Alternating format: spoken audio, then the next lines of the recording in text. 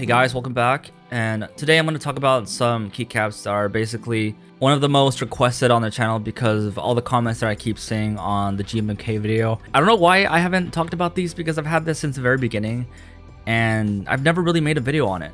So I guess today we're going to talk about it. This is the glorious PC gaming or mechanical keycaps. They're very similar to the HyperX keycaps. They're all more or less around $25. You can probably find them cheaper on Banggood, but all the pricings and listing to all these things is going to be in the description if you guys want to check them out. This is PBT. They're not ABS, so you're not going to get like any shine, or you're not going to toss these out like soon. You know, they're going to last you a long time because they're PBT. They're in the OEM profile, and it's really a good profile for very beginner keycaps. They're not low quality, but they're not also high quality. They're just really flashy putting keycaps, and for what they do, I think it's a pretty reasonable price. There's 104 keys and it works for 60% all the way up to full boards.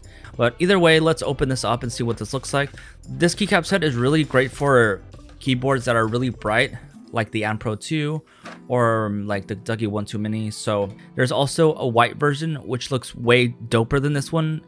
White case on white keycaps is pretty sick, especially with the luminosity that illuminates, if that makes any sense. Basically, if you have a keyboard that has, you know, backlit RGB, anything that's white illuminates way better than black keycaps. Now, if you're wondering how the quality is on these keycaps, they're not bad. You know, they're PBT. I don't see any shine that's too abrasive like ABS. Looks like there's no defects on a lot of the legends. I don't see anything that's sort of misaligned. The legends seem to be sort of at the center, almost like at the top section, almost top mid-section of each keycap.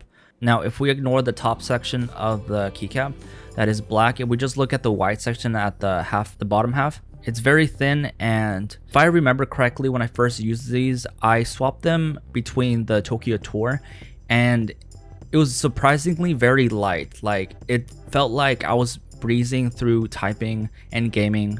Now, if you use something like Gateron Clears or something that has a very light actuation, I feel like you would have to be very wary as to how you type and press each keycap, because comparing these OEMs to other OEM keycaps that I have, these are probably the lightest, and a lot of that has to do with the bottom half section of the keycap.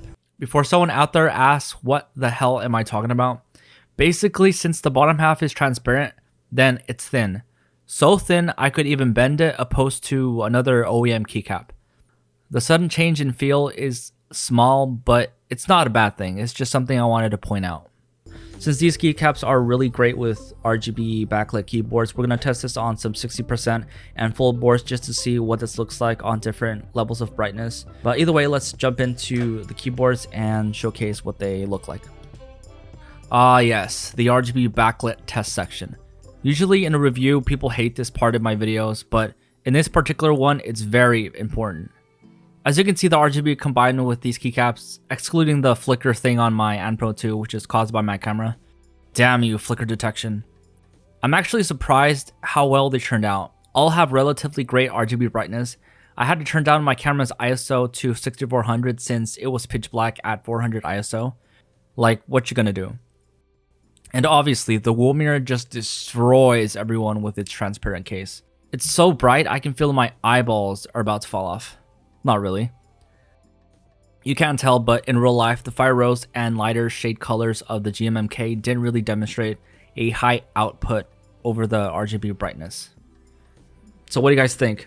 It looks like these keycaps are really good for those who have RGB keyboards that have really good brightness output, or for somebody that has like an acrylic keyboard that has like that whole transparent case thing.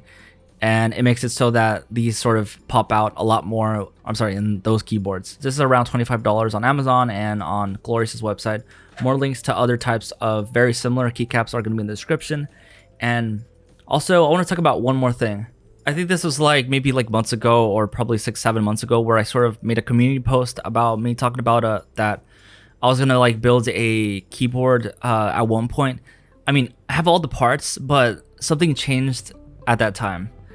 I'm kind of thinking of going for something different in terms of the switches, because I've tested the switches that I like, and I'm not really too fond of like a silent switch.